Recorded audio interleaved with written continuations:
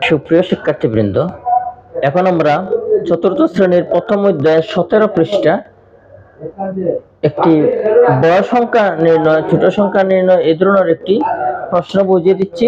তোমরা মনোযোগ দিয়ে বোঝার চেষ্টা করবে। এখানে 17 পৃষ্ঠায় আছে 0, 1, 3, 4, 7, 9 এই কটি সংখ্যা নিচে আছে 4টি প্রশ্ন। প্রথম প্রশ্ন হচ্ছে বৃহত্তম সংখ্যা তৈরি করো, এরপর আছে ক্ষুদ্রতম সংখ্যা তৈরি করো, এরপর আছে বৃহত্তম জোড় সংখ্যা তৈরি করো, এরপর আছে ক্ষুদ্রতম জোড় সংখ্যা তৈরি করো, বৃহত্তম বেজোড় সংখ্যা তৈরি করো, ক্ষুদ্রতম জোড় সংখ্যা তৈরি করো। এই প্রশ্নগুলোর সমাধান নির্ণয় করব এখন আমরা। প্রথম প্রশ্ন হচ্ছে বৃহত্তম সংখ্যা তৈরি করো। আমরা এখন এই সংখ্যাগুলো দিয়ে আমরা বৃহত্তম সংখ্যা তৈরি করব। বৃহত্তম সংখ্যা আমরা জানি যে সংখ্যা প্রতীকের মধ্যে যে সংখ্যাগুলো আছে তা হচ্ছে 10টি, অর্থাৎ 0, 1, 2, 3, 4, 5, 6, 7, 8 এবং 9। এই 10টি সংখ্যার মধ্যে সবচেয়ে বড় সংখ্যা হচ্ছে, মানে বৃহত্তম সংখ্যা হচ্ছে 9। আর যেহেতু এখানে বৃহত্তম সংখ্যা লেখার কথা বলা হয়েছে, তাই আমরা প্রথমেই 9 লিখব, অর্থাৎ 9। এরপর হচ্ছে 7, এরপর 4, 3, 1 এবং 0। আমরা দেখতে পাচ্ছি যে 0 থেকে 1 বড়, আবার 1 থেকে 3 বড়, 3 থেকে 4 বড়, 4 থেকে 7 বড়, 7 থেকে 9 বড়। অর্থাৎ এই সংখ্যাগুলো যদি আমরা বৃহত্তম সংখ্যা নির্ণয় করতে হয়, তাহলে সবচেয়ে বৃহত্তম সংখ্যা হবে 7, 9, 4, 3, 1 এবং 0। অর্থাৎ এখানে হবে 9,74,310। একইভাবে যদি আমরা ক্ষুদ্রতম সংখ্যা তৈরি করতে হয়, তাহলে লিখব কিভাবে?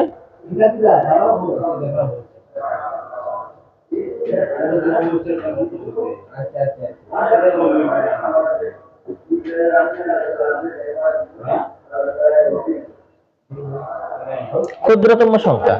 ক্ষুদ্রতম সংখ্যা মানে হচ্ছে সবচেয়ে ছোট সংখ্যা, অর্থাৎ এই অঙ্কগুলো দিয়ে আমরা ছোট সংখ্যা নির্ণয় করব।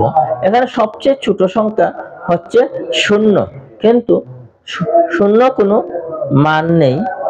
অর্থাৎ যদি আমরা অন্য সংখ্যার সাথে যুক্ত না করে শুধু 0 লিখি, তাহলে 0 কোনো মান নেই।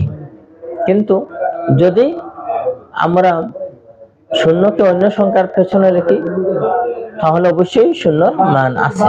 অর্থাৎ একের পরে 0 দিলে 10 হবে, কিন্তু 0, 1 দিলে ওই মানটা একই হবে, 0 হবে, আর কোনো মান থাকবে না। তাই আমরা প্রথমে একের পরে যে সবচেয়ে ছোট সংখ্যা আছে, 0 ছাড়া যে সবচেয়ে ছোট সংখ্যা আছে বা ছোট অঙ্ক আছে, তা হচ্ছে 1।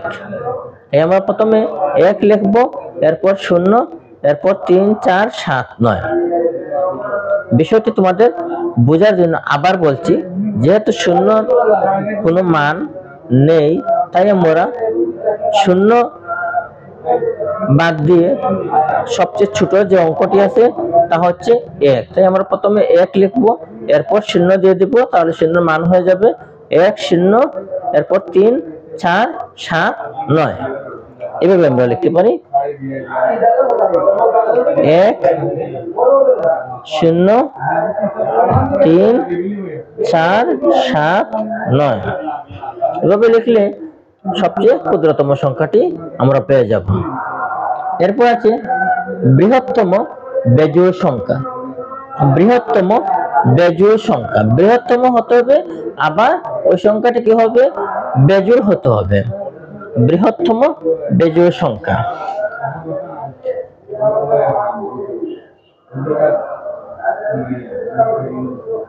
বৃহত্তম বেজোড় সংখ্যা।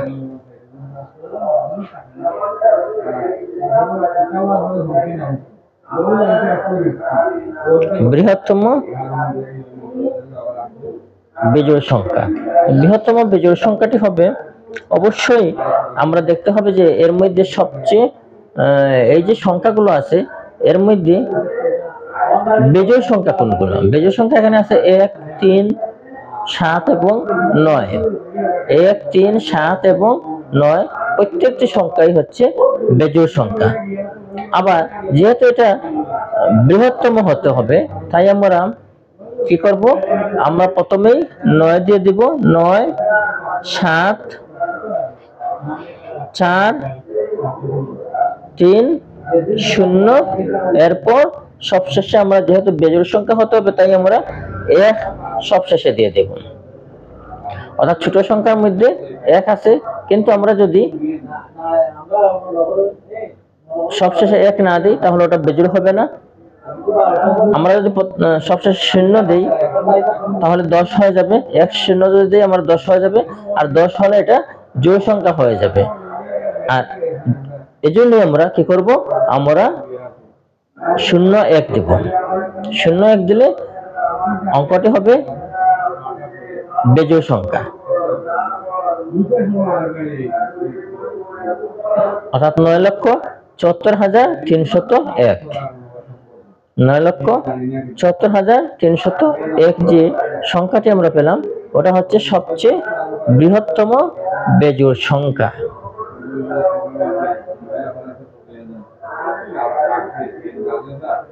এখন আমরা ক্ষুদ্রতম জোড় সংখ্যা নির্ণয় করব। ক্ষুদ্রতম জোড় সংখ্যা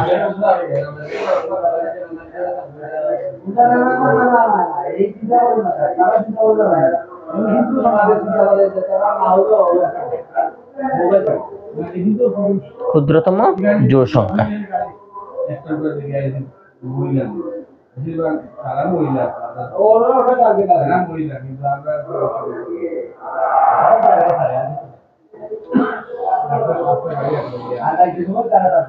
ক্ষুদ্রতম জোড় সংখ্যা হচ্ছে এখানে যেহেতু ক্ষুদ্রতম হতে হবে আবার জোড় সংখ্যা হতে হবে, তাহলে আমরা কি করব?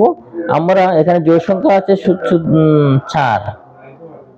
4 আছে জোড় সংখ্যা, আবার ক্ষুদ্র হতে হবে তাহলে আমরা প্রথমে 1 দিয়ে দেব।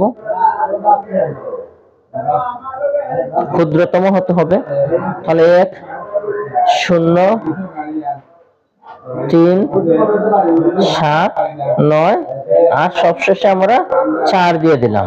4 তাহলে হয়ে যাবে ক্ষুদ্রতম জোড় সংখ্যা। অর্থাৎ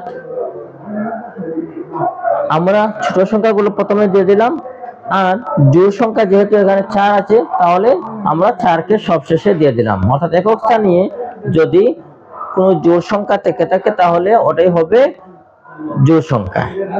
যত বড় সংখ্যাই হোক, যদি একক স্থানে যে অঙ্কটি হবে ওই অঙ্কটি যদি জোড় হয়ে থাকে অথবা 0 হয়ে থাকে একক স্থানে তাহলে টোটাল সংখ্যাটা হবে জোড় সংখ্যা।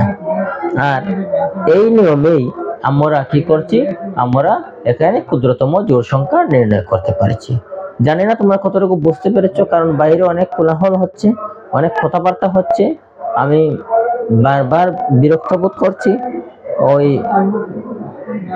বাইরের কথাগুলোর কারণে তোমরা বোঝার চেষ্টা করবে, না বুঝলে আমাকে প্রশ্ন করবে। বাইরে মসজিদে ওয়াজ হচ্ছে, আবার পাশের দোকানগুলোতেও কথাবার্তা হচ্ছে, এই জন্য সমস্যা হচ্ছে। তোমরা বুঝে নেওয়ার চেষ্টা করবে, না বুঝলে আমাকে প্রশ্ন করবে। অসংখ্য ধন্যবাদ তোমাদের, তোমরা বুঝে নিও।